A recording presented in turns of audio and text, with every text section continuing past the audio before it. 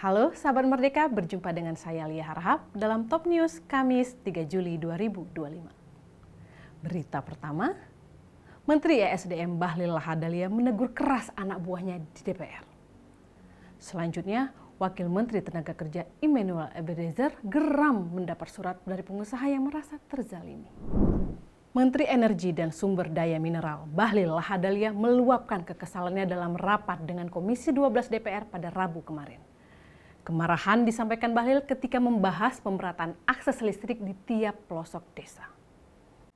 Bahlil dalam rapat menyampaikan rasa kesalnya kepada Dirjen Kelistrikan ESDM dan Direktur Utama PLN. Dia menyoroti soal ketidaksinkronan data terkait jumlah desa yang belum teraliri listrik. Awalnya, Bahlil mengatakan berdasarkan data kementeriannya terdapat 5.600 desa yang belum menikmati akses listrik. Namun data dari PLN jumlahnya mencapai 10.000 desa.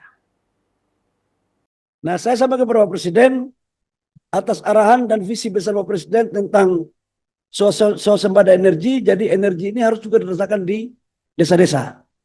Dan dalam hitungan kami ada sekitar 5.600 desa yang harus kita lakukan, tapi tadi saya dapat laporan katanya PLN 10.000 desa ya. Oh 10.000? Ini tambah 10.000. Ini nggak tahu dirjen saya nggak benar atau dirut PLN-nya nggak benar. Kalian habis ini ketemu sama saya ya. Kurang ajar kalian ini. Masih mau jadi dirjen kau? Ini direksi PLN kelihatannya baru juga, jadi materinya baru. Padahal dirutnya cuma satu gitu, nggak rubah-rubah. Wakil Menteri Ketenagakerjaan Immanuel Ebenezer dibuat terkejut dengan adanya kiriman surat. Adapun surat tersebut dikirim dari seorang pengusaha yang mengaku terzalimi. Wakil Menteri yang akrab disapa Noel itu mengatakan isi surat tersebut aneh dan tidak wajar. Sebab pengusaha tersebut merasa Noel mengganggu iklim investasi akibat konten permintaan ijazah yang ditahan perusahaan. Tidak hanya itu, dalam surat tersebut, Noel juga dianggap membuat pengusaha takut dan malas untuk membuka usahanya. Saya maupun pihak saudara yang mengeluarkan undang-undang tersebut tidak berkenan mengganti kerugian di berita.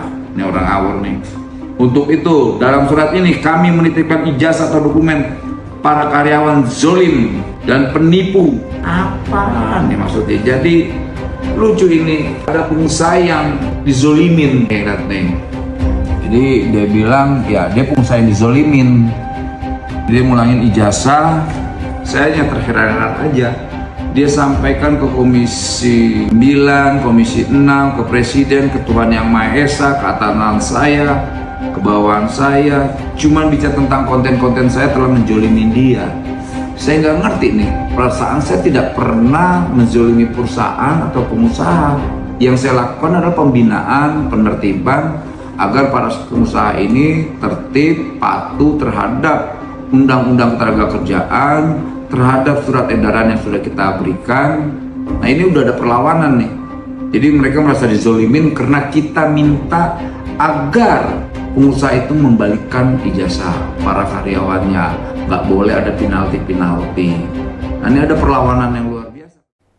Demikian Top News kali ini bersama saya Lia Harahap. Simak berita lainnya hanya di merdeka.com.